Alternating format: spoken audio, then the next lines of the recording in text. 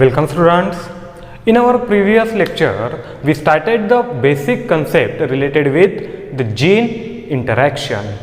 Okay. So, in case of genetics and variation, we started a new topic related with the post-Mendelian inheritance or neo-Mendelism, the topic called as gene interaction. ठीक है, और इस gene interaction में हमने दो अलग अलग type के process देखे हैं, दो अलग अलग टाइप के जीन इंटरेक्शन देखे हैं.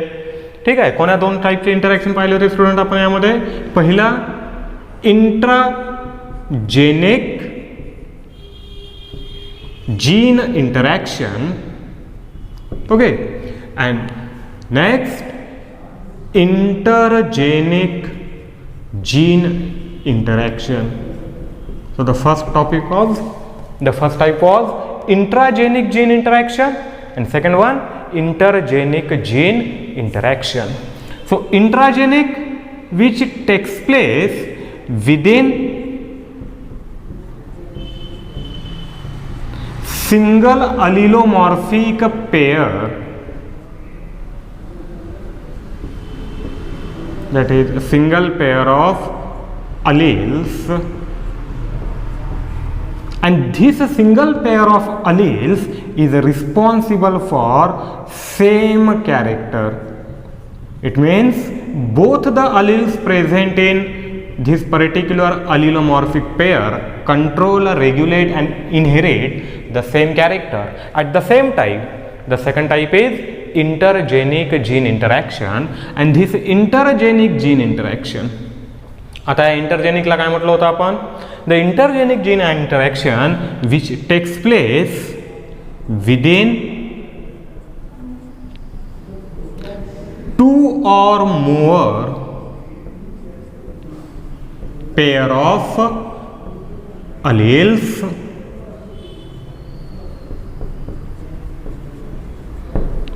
okay.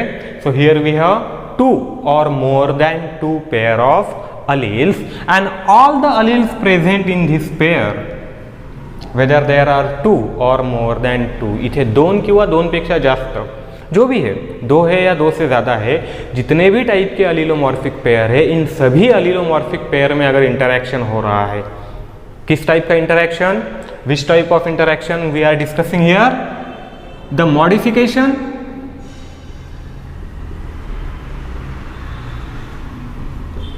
or and influence,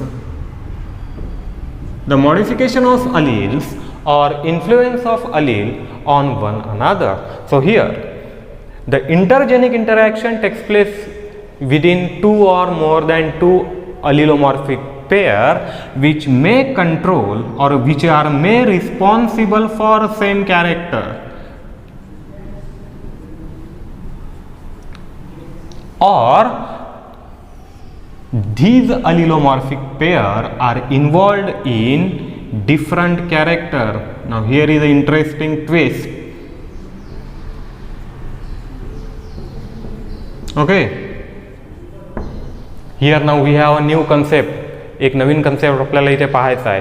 आतापर्यंत आपण मेंडेलियन इनहेरिटन्समध्ये जे काही पाहिलेलं आहे त्यानुसार एका कॅरेक्टरसाठी फक्त एक सिंगल अलिलोमॉर्फिक पेयर रिस्पॉन्सिबल आहे according to the Mendelian assumption.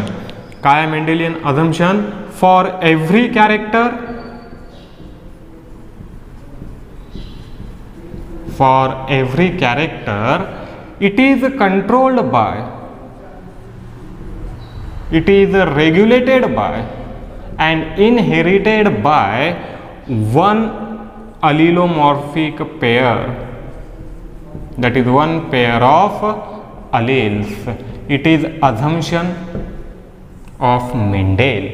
आणि हे आपण आतापर्यंत पाहिलेलं आहे, मोनोहायब्रिड क्रॉस असेल की डायहायब्रिड क्रॉस असेल, जे काही आपण पाहिलेलं आहे त्यामध्ये प्रत्येक कॅरेक्टरसाठी फक्त एकच अलिलोमॉर्फिक पेयर कन्सिडर केलेली आहे आणि ज्या अलिलोमॉर्फिक पेयरमध्ये दोन अलिल्स. ठीक आहे, पण आता इथे there are many type of character which are controlled, regulated and inherited by more than one pair of allele. For example skin colour हे जर एक्झाम्पल आपण घेतलं इथे, काय skin colour in human. So this particular character is controlled by 3 different genes A, B and C. ठीक आहे, कशाने control केला जात आहे स्किन कलर? 3 वेगवेगळ्या जीन्सनी कंट्रोल केला जात आहे. म्हणजे फक्त इथे एक सिंगल जीन रिस्पॉन्सिबल नाही आहे.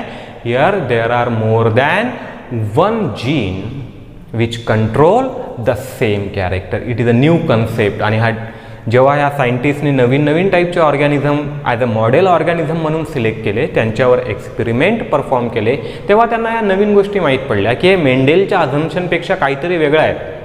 There are many type of character discovered in case of plant animals which are controlled, regulated and inherited through more than 1 genes. मग आता इथे अलिलोमॉर्फिक पेअर किती होतील? समजा जर आपण स्किन कलरचं एक्झाम्पल घेतलं तर ह्या एका जीनची एक allelomorphic pair capital A capital A, याची एक अलिलोमॉर्फिक पेअर कॅपिटल बी, आणि या जीनची एक अलिलोमॉर्फिक पेअर कॅपिटल सी. म्हणजे किती अलिलोमॉर्फिक पेअर झाल्या इथे या एका कॅरेक्टरसाठी? For a single character of skin colour there are 3 different type of allelomorphic pairs. And all these 3 allelomorphic pairs are related with a single character. ठीक आहे. और दुसरे केस काय आहे? असे बरेच एक्झाम्पल आहेत ज्यामध्ये these type of interaction takes place between the allelomorphic pair which are responsible for a different character. ते आपल्याला पाहायचं आहे यामध्ये ज्यावेळेस आपण हे स्टडी करणार. Okay, so intragenic within a single allelomorphic pair. So here it means the same character control करत आहे किंवा एकाच allelomorphic pair मध्ये occur होत आहे. It means there are only 2 alleles involved. काय इथे फक्त 2 allele involved आहे इंट्राजेनिक जीन इंटरॅक्शन मध्ये. कारण एका allelomorphic पेअर मध्ये जास्तीत जास्त 2 alleles प्रेझेंट राहू शकतात. But here in case of intergenic, जेव्हा आपण इंटरजेनिक म्हणत आहे, here we have more than 2 alleles which are interacting with each other in different way, in other way than that of normal, dominant and recessive. इथे फक्त 2च allele एकमेकांसोबत interact होतील, इथे 2 पेक्षा जास्त alleles एकमेकांसोबत इंटरॅक्ट होतील. तर मग आता आपल्याला या दोन्ही टाईपला, इंट्राजेनिकला आणि इंटरजेनिकला 1 by 1 स्टडी करायचं आहे, ज्यामध्ये सर्वात आपण सुरुवातीला स्टडी करणार आहोत इंट्राजेनिक जीन इंटरॅक्शन. ठीक आहे. तर आपला पहिला टाईप आहे intragenic gene interaction. The interaction between 2 alleles of same gene which are present in a single allelomorphic pair. Intragenic gene interaction.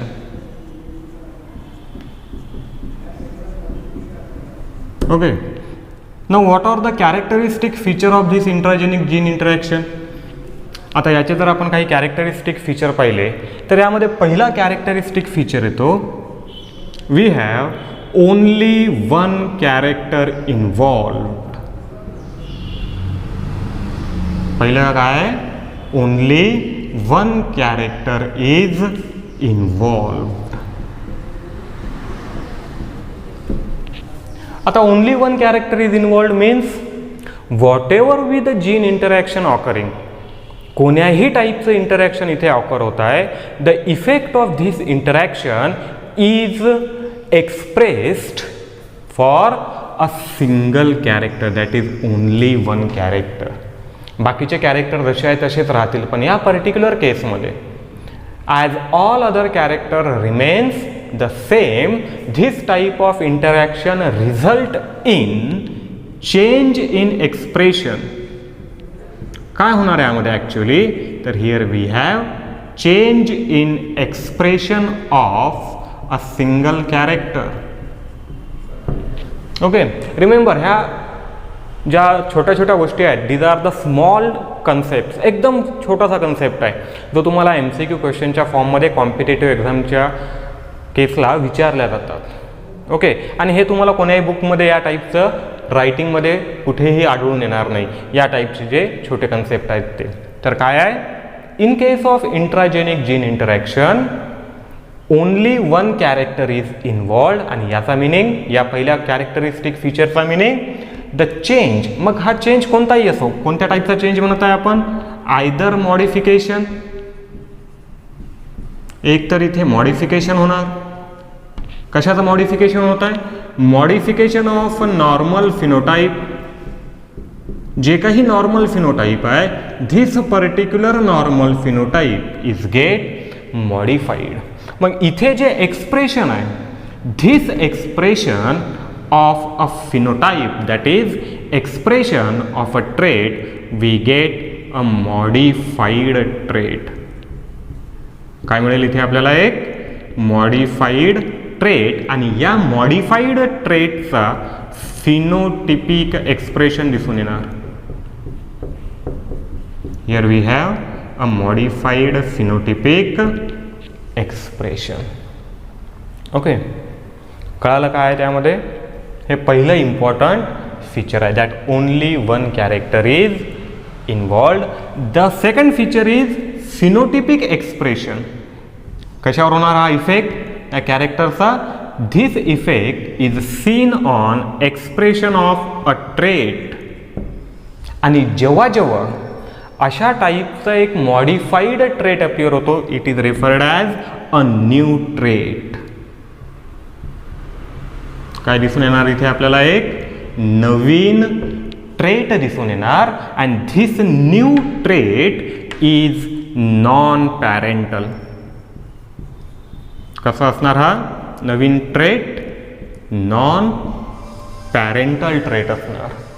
लक्षात, हे सेकंड इम्पॉर्टंट फीचर आहे या केसमध्ये, that in case of intragenic gene interaction we have a new type of phenotypic expression for a particular trait. जो कोणता trait आपण consider करता एका कॅरेक्टरचा, त्या ट्रेटच्या एक्सप्रेशनमध्ये आपल्याला एक नवीन फिनोटाईप मिळेल. And this new phenotype is non parental, जो त्याच्या पॅरेंटला मॅच होणार नाही. ही टर्म आपण याआधी यूज केलेली आहे, नॉन पॅरेंटल. मेंडेलच्या डायहायब्रिड रेशोमध्ये ज्याला आपण म्हटले होते recombinant phenotype. Okay, but these phenotypes are non recombinant. Remember, हा डिफरन्स आहे डायहायब्रिडमध्ये आणि इथे. दोन्हीही केसेसमध्ये आपल्याला नॉन पॅरेंटल फिनोटाईप मिळत आहेत. But here the non parental phenotype produced are due to the gene interaction, not due to the recombination. तिथे डायहायब्रिड क्रॉसमध्ये नॉन पॅरेंटल कॅरेक्टरसाठी रिस्पॉन्सिबल आहे रिकॉम्बिनेशन, आणि इथे या नॉन पॅरेंटल कॅरेक्टरसाठी रिस्पॉन्सिबल असणार gene interaction, intragenic gene interaction. हे दोन महत्त्वाचे फीचर्स या केसमध्ये आपल्याला सर्वात आधी समजून घ्यावे लागतील. ठीक आहे, व्यवस्थित. Modification of normal phenotype due to interaction, a normal phenotype is get modified to produce a new trait, and this new trait is totally non-parental but produced by gene interaction. Non-parental जरी असेल तरी हा trait कसा आहे, रिकॉम्बिनेशनमुळे तयार न होता gene इंटरॅक्शनमुळे तयार झालेला आहे. हा इथे महत्त्वाचा डिफरन्स आहे. ठीक आहे, आता इथे आपल्याला एक इम्पॉर्टंट एक्झाम्पल पाहायचं आहे. हे काय आहे, जेव्हा सायंटिस्टने यांवर वर्क सुरू केलं तेव्हा त्यांना असे वेगवेगळ्या टाईपचे इंट्राजेनिक किंवा एकाच अलिलोमॉर्फिक कॅरेक्टरमध्ये प्रेझेंट असणारे मॉडिफिकेशन दिसून आले, आणि यानुसार यांनी हा वेगवेगळ्या टाईपच्या मॉडिफिकेशन्सचे ग्रुप केले. आपल्याला काही बेसिक ग्रुप्स बघायचे आहे त्यामधले, आणि या ग्रुपमधलं एक एक एक्झाम्पल स्टडी करायचं आहे. ठीक आहे. So the first type of intragenic gene interaction is called as incomplete dominance.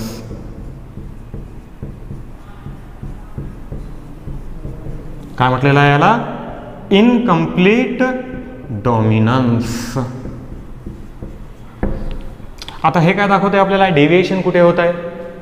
It is a deviation of Mendel's first law, that is law of dominance. जो लॉ ऑफ डॉमिनन्स आपल्याला सांगतो की when two homozygous parents are crossed with each other for a one pair of contrasting character, the character which appears in F1 generation is referred as dominant and the character which do not appear is referred as recessive.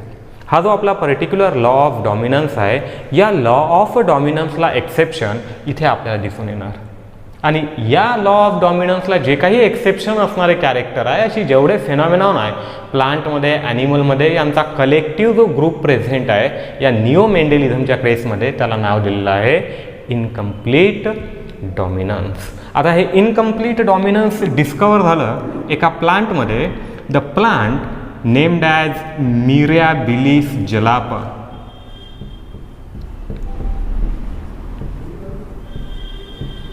कोणता plant आहे? Mirabilis jalapa, also called as 4 o'clock plant. या प्लांटला 4 o'clock plant सुद्धा म्हणतात, मिरॅबिलिस जलापा plant सुद्धा म्हणतात. And in this plant a particular character, एक character आहे, the character of flower colour. कोणतं कॅरेक्टर? The character of flower colour which shows this incomplete dominance. Okay, आता हे पाहणार आपण या केसमध्ये हे काय दाखवतात. ठीक आहे, मग इथे when scientists select 2 different varieties of this particular plant, Mirabilis jalapa, for this particular character, flower color, they select first homozygous parent with red color flower and the second parent with the white color flower. या केसमध्ये यांनी 2 वेगवेगळे homozygous parent select केले. Normal Mendelian क्रॉसमध्ये ज्या प्रकारे select करतात त्याच प्रकारे इथे 2 पॅरेंट आणि एका पर्टिक्युलर कॅरेक्टरसाठी. The selected character was the character of flower colour. The first variety with red colour flower, second variety with white colour flower, and both of these parent or plant are homozygous. कशा आहेत हे दोन्हीही? Homozygous आहेत. Okay, आता आपण याचा एक normal Mendelian cross perform करणार जसं आपण आजपर्यंत केलेला आहे. We have parents. काय आहेत आपले parents? A male parent crossed with female parent. Now their phenotype. काय असेल यांचा फिनोटाईप?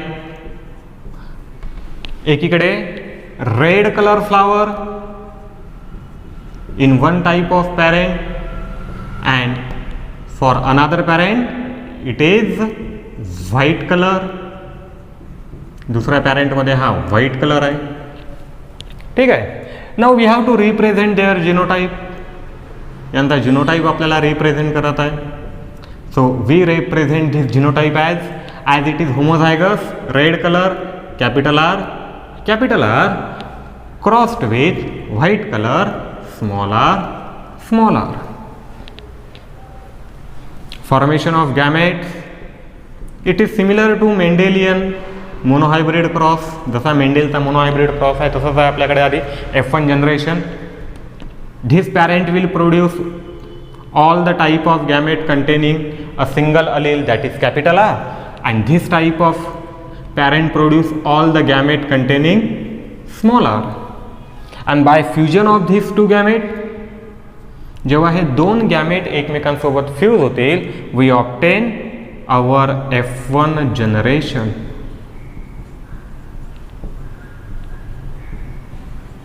काय मिळेल इथे? F1 जनरेशन मिळेल. Capital R, small r.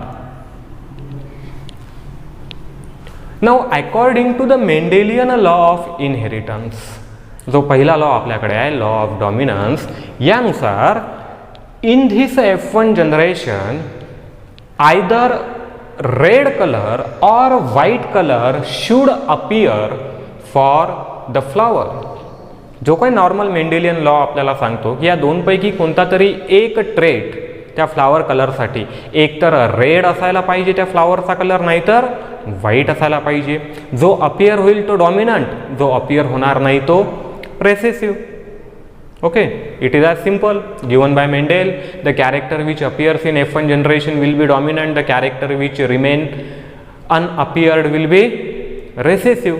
But here the scientist observed that in this F1 generation all the plant shows pink colored flower. Now it is surprising. काय तिथे F1 generation मध्ये इन 100% प्रोजेनी, 100% प्रोजेनी मध्ये जो फ्लावरचा colour दिसून येत आहे तो काय आहे, पिंक आहे. ओके, जे आपण सर्वात आधी म्हटलं होतं इथे formation or appearance of a new trait for a selected character of flower colour. हा एक ट्रेट घेतला होता सुरुवातीला क्रॉस करताना आपण रेड कलरचा, दुसरा ट्रेट घेतलेला आहे व्हाईट कलरचा. But here in F1 generation Wien these two parent with to different trait for a single character, दोन वेगवेगळे पॅरेंट आहेत, दोन वेगवेगळे ट्रेट आहेत, एक सिंगल कॅरेक्टर आहे, यांना क्रॉस केल्यानंतर F1 जनरेशनमध्ये एक नवीन ट्रेट अपियर होताना दिसतो. Because this F1 generation produces the hybrid, काय मिळतो इथे आपल्याला, हायब्रिड मिळतो. ओके, मग इथे हा पिंक कलर कुठून आला? नॉर्मल मेंडेलियन इनहेरिटन्स किंवा लॉ ऑफ डॉमिनन्सनुसार आयदर फ्लावर कलर हा रेड असायला पाहिजे or it should be white. पण इथे रेडही नाही आणि व्हाईटही नाही, एक नवीनच फ्लावर कलर अपियर होत आहे. And this new type of flower colour it is totally non parental. तो पिंक कलर याही पॅरेंटला मॅच करत नाही, याही पॅरेंटला मॅच करत नाही. कसा आहे हा? नॉन पॅरेंटल ट्रेट आहे, अ न्यू फिनोटिपिक एक्सप्रेशन आहे. Okay, so here in F1 generation by crossing these two different type of homozygous parent, a new type of phenotype is obtained. मग यांनी हा एक्सपेरिमेंट परत परत परफॉर्म केला आणि प्रत्येक वेळेस यांना हाच फिनोटाईप अपियर होताना दिसला. मग आता हे टोटली मेंडेलच्या लॉच्या अपोजमध्ये आहे. मेंडेलचा लॉ आपल्याला काहीतरी वेगळं सांगत आहे, या एक्झाम्पलमध्ये काहीतरी वेगळं होताना दिसून येत आहे. मग हे नेमकं असं का होते? ठीक आहे, मग याचा आन्सर या सायंटिस्टने दिलेला आहे, म्हणूनच हे जीन इंटरॅक्शन तयार झालेलं आहे. The answer is incomplete dominance.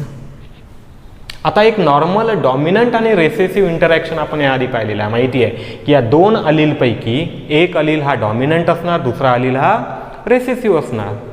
But here dominant allele is incompletely dominant, recessive allele is incompletely recessive. जे काही नॉर्मल डॉमिनंट आणि रेसेसिव्ह इंटरॅक्शन प्रेझेंट आहे, we have a normal interaction that is one allele is dominant या F1 हायब्रिडच्या केसमध्ये, second Aleel is recessive. ठीक आहे, पण इथे या पर्टिक्युलर एक्झाम्पलमध्ये this allele that is capital R for red colour is not completely dominant. हा अलील पूर्णपणे डॉमिनंट नाही, याच्यामध्ये ती ॲबिलिटी नाही आहे. कोणती ability? The ability to suppress the expression of recessive. Law of डॉमिनन्सनुसार the dominant allele always suppress the expression of recessive allele. But if dominant allele fails to do so, जर dominant allele तसा करू शकत नाही आहे, इथे तेच होत आहे. Here we have the same type of phenomenon where this dominant allele capital R unable to suppress this recessive allele completely. हा कम्प्लिटली सप्रेस होत नाही. मग याने काय होणार? This dominant allele will express its character. हे डॉमिनंट अलील स्वतःचं जे काही कॅरेक्टर आहे, स्वतःचा जो काही फिनोटाईप आहे हा एक्सप्रेस करणार, पण कम्प्लिटली एक्सप्रेस करेल का? नाही. कोणताही अलील स्वतःचं कॅरेक्टर कम्प्लिटली तेव्हाच एक्सप्रेस करू शकतो जेव्हा तो कम्प्लिटली डॉमिनंट आहे. या अलीलला तो कम्प्लिटली सप्रेस करत आहे. इथे हा allele capital R is unable to suppress the small R completely and hence it is dominant but incomplete dominant. याचा एक्सप्रेशन कंप्लीट होत नाही, याचा एक्सप्रेशन कसं होते, पार्शियल एक्सप्रेशन. ठीक आहे. Due to its incomplete dominant nature this capital R is unable to express its own phenotype completely as well as to suppress this small R. कारण हेही आपण लॉ ऑफ डॉमिनन्समध्ये पाहिलं होतं की या डॉमिनंट अलीलचे दोन फंक्शन आहेत. डॉमिनंट अलील स्वतःचं कॅरेक्टर कम्प्लिटली एक्सप्रेस करतो, at the same time this dominant allele completely suppress the recessive allele. आता इथे हा इनकम्प्लीट असल्याच्याने दोन्हीही फंक्शन परफॉर्म करू शकत नाही. ॲज इट इज इनकम्प्लीट, दोन्ही फंक्शन याचे पार्शियल आहे. हा डॉमिनंटर आहे पण पार्शियल डॉमिनंट आहे. हा या रेसेसिव्ह अलीलला सप्रेस तर करत आहे पण पार्शियली सप्रेस करत आहे. म्हणजे इथे कंप्लीट सप्रेशन नाही आणि कंप्लीटली सप्रेस न झाल्यामुळे रेसेसिव्ह अलील सुद्धा काही प्रमाणात स्वतःला एक्सप्रेस करतो. म्हणून इथे डॉमिनंट रेसेसिव्ह इंटरॅक्शन जे नॉर्मली प्रेझेंट असायला पाहिजे according to Mendel, this dominant recessive interaction हे डेव्हिएट होते नॉर्मल कंडिशनमधून. And here we have partial expression of both the alleles. जे काही एक्सप्रेशन आहे त्या पर्टिक्युलर फिनोटाईपसाठी, त्या ट्रेटसाठी हे दोन्हीही अलीलचं पार्शियल एक्सप्रेशन आहे.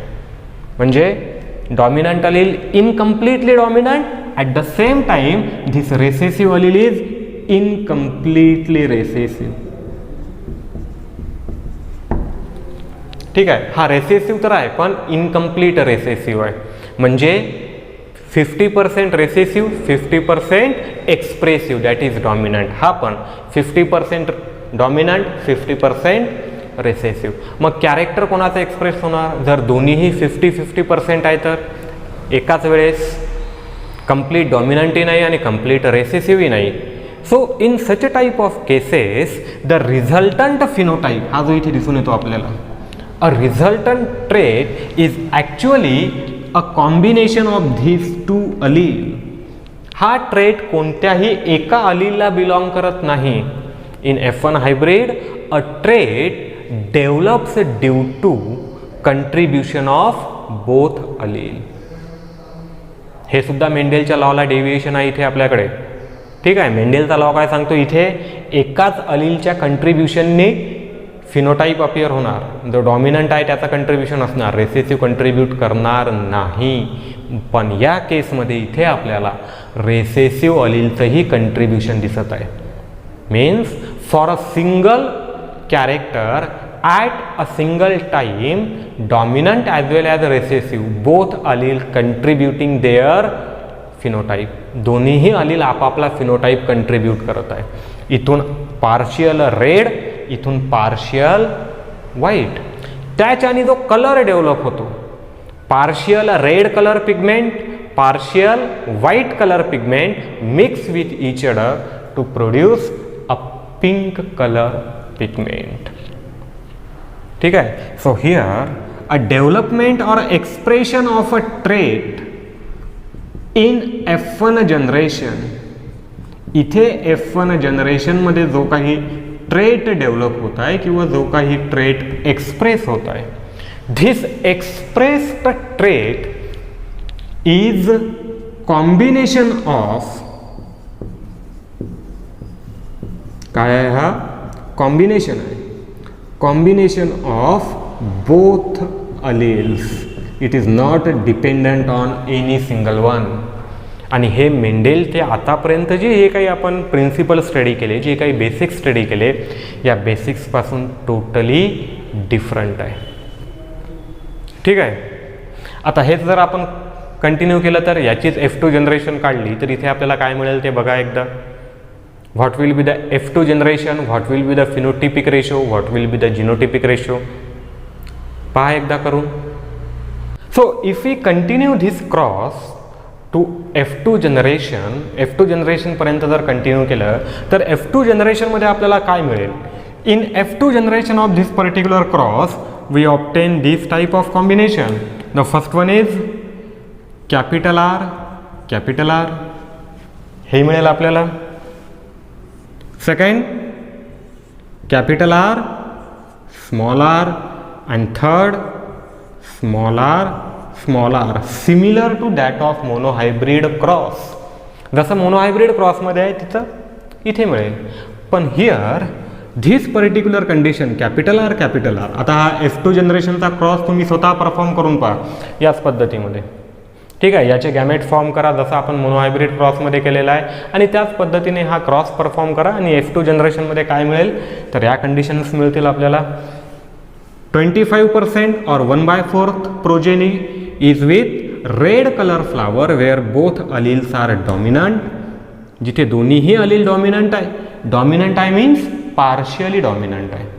So here we obtain red colour flower.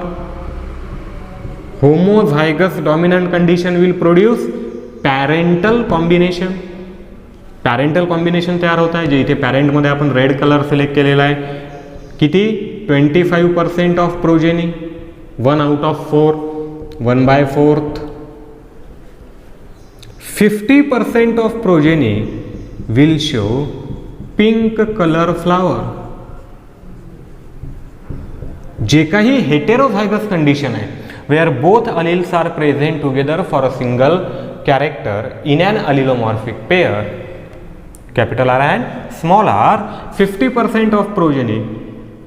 ठीक आहे, दॅट इज या 50% ऑफ प्रोजेनी मध्ये 2/4 काय मिळेल आपल्याला? फिनोटिपिक एक्सप्रेशन पिंक आणि रिमेनिंग व्हाईट कलर. या केसमध्ये काय दिसून येते आपल्याला? White colour where both the alleles are recessive, 25%, 1/4 प्रोजेनीमध्ये. So here in F2 generation 3 different type of phenotypes are obtained. Normal monohybrid क्रॉसमध्ये F2 जनरेशनमध्ये फक्त 2च टाईपचे फिनोटाईप मिळतात. जर आठवत असेल तुम्हाला मोनोहायब्रिड क्रॉस जो परफॉर्म केला होता मेंडेलने, टॉल आणि डॉर्फ 2च फिनोटाईप आहे. पण इथे 3 वेगवेगळे फिनोटाईप आहे. कोणते? 2 parental red and white, 1 non parental pink. मग याचा फिनोटिपिक रेशो हे कॉम्बिनेशन किती वेळा मिळेल तुम्हाला F2 जनरेशनमध्ये? 1. हे कॉम्बिनेशन किती मिळतील? 2. हे कॉम्बिनेशन किती मिळेल? 1. So the phenotypic ratio in F2 generation will be काय असेल? Phenotypic ratio 1:2:1. म्हणजे this first one is homozygous red. ही कंडिशन होमोझायगस आहे जिथे रेड कलरचे फ्लावर्स दिसून येत आहे. 2 where we have pink colour flower. This condition is heterozygous where 2 different type of alleles are present for a single gene, capital and small, dominant and recessive. And last one again we have homozygous condition, white color, where both the recessive alleles are present, smaller and smaller. And this will be the same genotypic ratio. याचा genotypic ratio सुद्धा हाच येणार आहे, कारण 1 homozygous red, 2 heterozygous pink, and last one homozygous white. ठीक आहे. हे जे पाहत आहे आपण, पहिली condition are red colour flowered plants with red colour flower. हे जे 2 लिहिलेले आहेत आपण इथे, the plants with pink colour flower heterozygous condition आहे. आणि शेवटी the plants with white color flower, here again homozygous condition आहे. So whenever plants are present with homozygous allele, जेव्हा जेव्हा पुढच्या प्रोजेनीमध्ये प्लांटमध्ये कंडिशन होमोझायगस येईल तेव्हाच पॅरेंटल कॉम्बिनेशन मिळतील.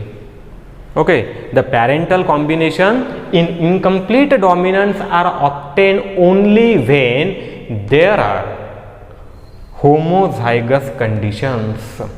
हे स्टेटमेंट नोट करा, तुम्ही ज्या रजिस्टरमध्ये नोट लिहित आहेत त्यामध्ये इम्पॉर्टंट स्टेटमेंट्स आहेत ते यावर बेस्ड असणार आहे. That parental combinations are obtain only if there is homozygous condition and a new trait or phenotype is a result due to the heterozygous condition where these two alleles, dominant and recessive, interact with each other in a such a way that normal dominant आणि recessive interaction नाही आहे यामध्ये. हे एका वेगळ्या पद्धतीने interact होत आहे. They interact with each other in a such a way that they produces a new type of a trait which is non parental. हे एका वेगळ्या पद्धतीने एकमेकांसोबत इंटरॅक्ट होतात आणि ती वेगळी मेथड कोणती आहे इंटरॅक्ट होण्याची. One allele remain incompletely dominant, second allele remain incompletely recessive. आणि असं झाल्याने काय होते, एक अलील इनकम्प्लीट डॉमिनंट आहे आणि दुसरा अलील इनकम्प्लीट रेसेसिव्ह आहे. Both allele will contribute their phenotype. त्यांचं जे काही फिनोटाईप आहे, त्यांचा जो काही ट्रेट आहे, हे दोन्हीही अलील कंट्रीब्यूट करतील. पण कसं कंट्रीब्यूट करतील?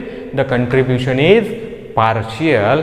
That's why we obtain pink colour that is intermediate character. हे नेहमी लक्षात ठेवा. इथे हा जो काही ट्रेट अपियर होत आहे, this particular trait in heterozygous is intermediate trait between two homozygous. ठीक आहे, रेड, पिंक आणि व्हाईट.